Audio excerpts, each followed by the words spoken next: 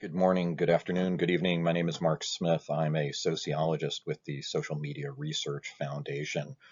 I'm here today to talk about our tools to facilitate mapping hashtags and other kinds of collections of annotated connections, the kinds of things you find in social media, using network analysis as a way to quickly identify the leaders, the groups, and the topics common in a social media topic stream. I'm a sociologist and I work with the Node Excel team. We make tools that attempt to make it easier for non-programmers to collect and analyze social media data using network analysis methods to visualize them and then to generate interfaces that allow for discovery and presentation of insights into collections of connections. The phenomena I think many of us might think of, or a metaphor for the phenomena we may think of, is a collection of tweets probably brings with it the idea of a flock. And indeed, there are some really positive aspects of this metaphor that there's no formal authority. All sorts of structures and shapes form and then dissolve. And it involves lots of individuals. But it's also a little misleading in the sense that birds, or at least these birds, starlings, are not the same as humans. And in fact, if humans were birds, we would probably be more like chickens in the sense that we have a pecking order, that there is a hierarchy. There doesn't seem to be a hierarchy here. No one bird is more important than others. And what network theory is going to show us is that it's always the case that some birds are, well, more influential than others. So imagine some of these birds having a lot more influence over the flock than the average bird.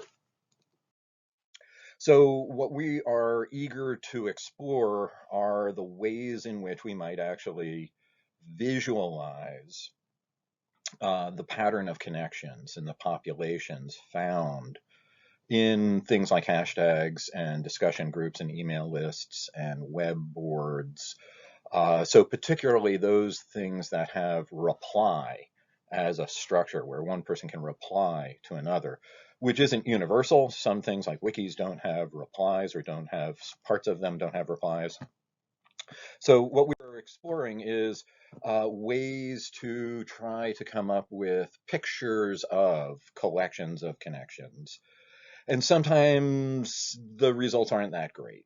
But critiques of network theory that suggest that visualizations of networks are bad because there are bad network visualizations are somewhat limited because, after all, that would be like saying that photography is bad because there are bad photographs. And it is true that there are bad photographs, but it's also true that there are good photographs and there are better and worse ways of making photographs.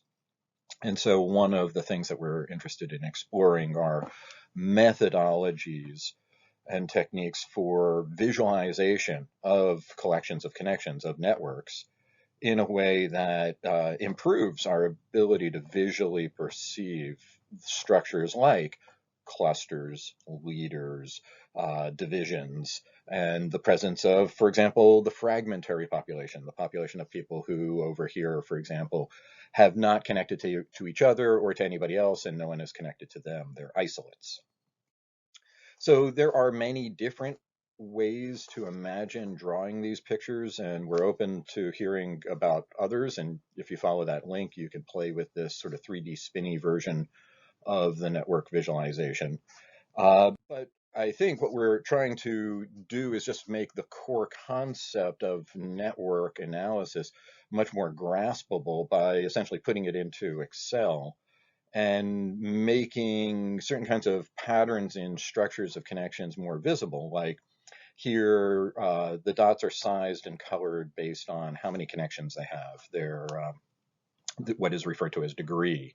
So if you count up the number of lines for every dot, you'll see that its color and its size is proportionate to that number. And that number is also listed here in column R of the spreadsheet to the side.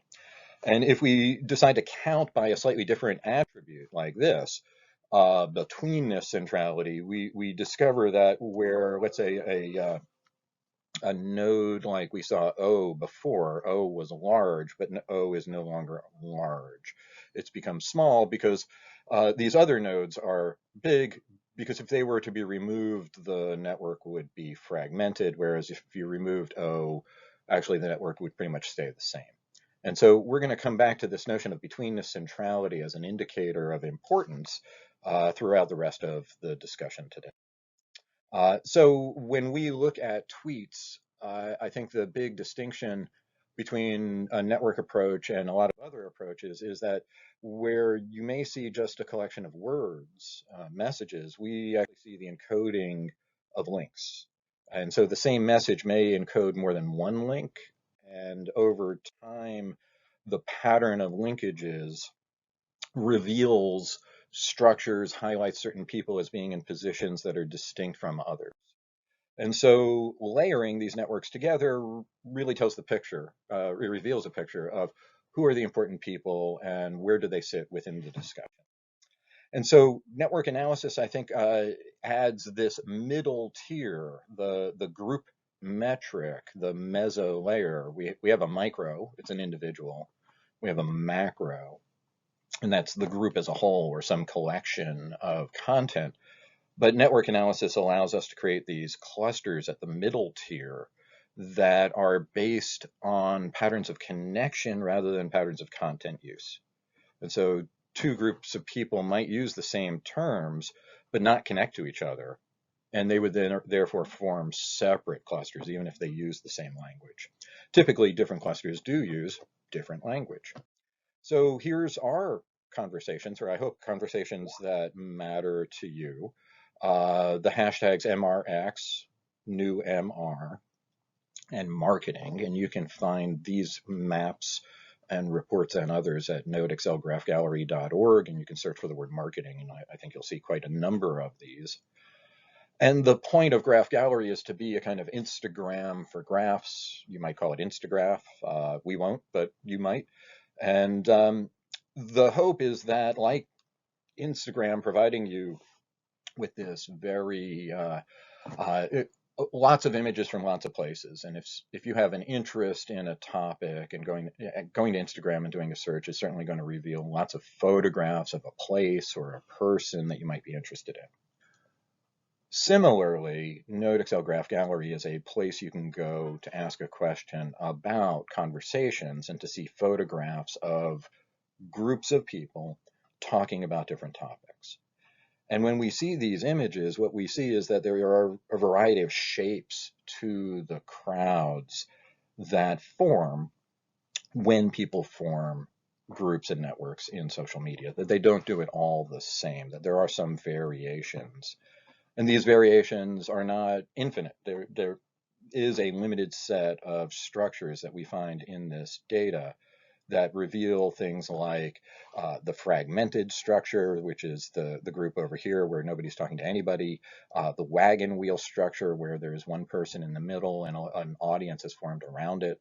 And in some rare cases, there will be the community structure where lots of people are densely interconnected. But when we look at these images, it does bring to mind the question, just how social is social media? And if social is defined as the presence of reciprocity, people replying to each other, and density, groups of people interconnected rather than a kind of hub and spoke or lots of fragmentation.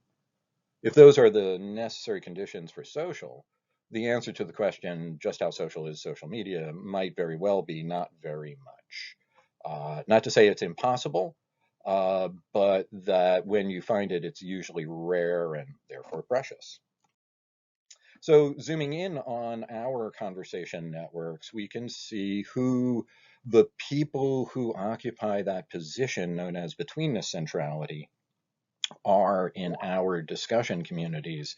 And many of these people are no doubt familiar to you, and they show up because they are in positions like the center of a wagon wheel structure. And when we have these clusters discovered in the data, we can then find out that different clusters have different topics of interest. They have a different pattern of hashtag use, for example, and that the pattern of any one group it's worth noting, might be very different than the pattern used by the group as a whole. The group as a whole has one set, but each subset or subgroup has its own vector of hashtags. And similarly, a vector of URLs and words and other kinds of information tokens. This is the hashtag MRX. And so it's a larger population. And yet, I think at least 4 of the top 10 people from NewMR are the same people who are the prominent people, the high between the centrality people at the center of the MRX discussion. And the MRX discussion has a similar set of hashtags, but again, each cluster can have a different set of hashtags than the group as a whole.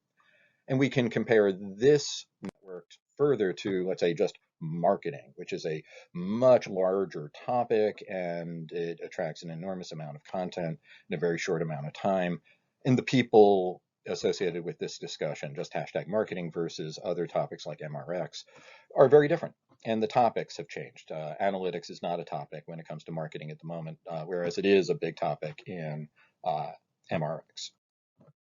So, of course, we recommend articles that maybe we wrote, and we wrote a few of these. We do suggest you point at Pew Research and type in the word NodeXL. You'll get this article mapping Twitter topic networks from polarized crowds to community clusters. And I would say the main takeaway of this is this pattern, that there is the observation of all of these networks over time has led to the recognition of about 6 basic patterns that we observe, which is not to say that there can't be a 7th, but that we simply look for evidence that we would like to see naturally occurring networks from social platforms that demonstrate a certain structure, and then we would expand this table. These are examples of what those schematic structures look like when we look at real data. So this is the schematic structure. Well, that was the schematic structure. This is the actual real data. So going back, we can now look at our discussions and ask questions like, well, which of the 6 patterns do we most resemble? And who are the people at the center of those patterns? And what are the topics that are being discussed? And the goal is that while some of these discussions can be high volume, fast moving, demanding to keep up with, and that they come with their own opportunity costs. If you're paying attention to one topic, you can't pay attention to another topic. It would be nice if we could find some solution to the situational awareness problem. How do you keep your finger on the pulse of many, many conversations? I like to think that the machines got us into this problem. They made it possible for humans to create more content than humans can consume. And so therefore it's their fault. So if the machines have got us into this problem, the machines will just have to get us out of it. And to that end, we imagine a social media network analysis data flow that acts as a pre-processor for human attention, a way to deal with the fact that human beings have a relatively limited budget for tweets they can read. How many tweets can you read in a day? If you can read 10 tweets in a minute, that's 600 tweets in an hour. And how many hours can you spend reading tweets? And yet most topics of interest could easily exceed that attention capacity by 1,000 tweets a minute, 10,000 tweets an hour. It could easily get to that level of volume. And so we imagine, in the same way that you need a microscope to see really small things, and you'll need a telescope to see really far things, you may need a connectoscope to see really connected things. And our goal would be to sort of free up the observer and the analyst from the reading of thousands of tweets to try to come away with a view of not just the tree, but the forest. And so you could ask questions now like, what does your network look like? And what about your competitor or your aspirational comparator, the people that you feel are doing the job better than you? And you could use them as a benchmark to see in what way do your interventions actually change your network in ways that generate the results that you want. There are many different shapes that we've seen. Not all of them are equally good for all purposes. So what we've discovered is that delivering the spreadsheets and the web reports has been useful, but what people want is to kind of noodle around in the data to engage in the sixth and seventh tasks that we're trying to support. There are tasks like collect the data, store it, analyze it, visualize it, build a report about it. And we thought that was a lot. It turns out that there are two more tasks after that, and that's discovery and presentation. And so the goal is to now allow people to engage in the discovery task, to look at, let's say, the history of NewMR um, in a way that's a lot friendlier than Excel. VLOOKUP is a very difficult formula to work with in Excel. And so pivoting everything on everything is now possible. And so we can see where the spike is. We could zoom in on it. We can explore the population of contributors in a way that really reveals how rare a certain kind of social influence is. The people in the upper right-hand quadrant, there aren't that many of them as compared to the total population.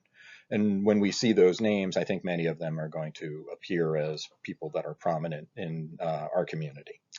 The advantage of this kind of interface is that you can click pretty much anywhere and say, yes, but I want to only look at, let's say, for example, the people who used an iPhone. And so the client app thing here is the breakout of Android and iPhone and web client, all the different ways that people can get into Twitter. Similarly, we can look at how they broke into separate groups, because it's not just one big network, it's actually lots of little networks connected. Um, we can look at what content was top by various dimensions, like which got both many retweets and favorites. You know, some things get favorited, some things get retweeted, but which got both?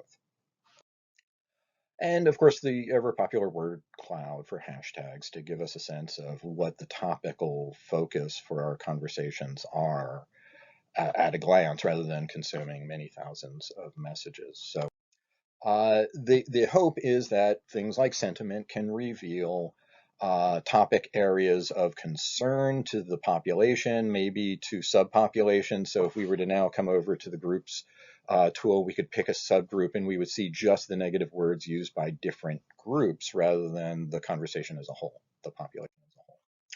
And of course, then it's very interesting to look at where is the conversation from. So where are the new MR people? And how would that then potentially compare to the marketing conversation? So we can look at marketing full up, go back and look at new MR, or even compare that further with MRX. And each of these is pulling from slightly different geographies. Maybe there's a lot of overlap, but certain topics reach out to certain geographies. And of course, we could zoom into that and figure out who those people are and what those messages are. So there are a group of people who were necessary to achieve these goals, and there's a lot of academic material out there. If you look at Google Scholar, you'll find and search for Node Excel, I think you'll find a lot of papers that are trying to essentially chart the atlas of social cyberspace in the same way that the geographic information system people are trying to map and chart the landscape of social media. So those are our goals and some of our results. I hope you'll find them useful. I'm open to hearing any questions, queries, comments, concerns, and I thank you for your time today.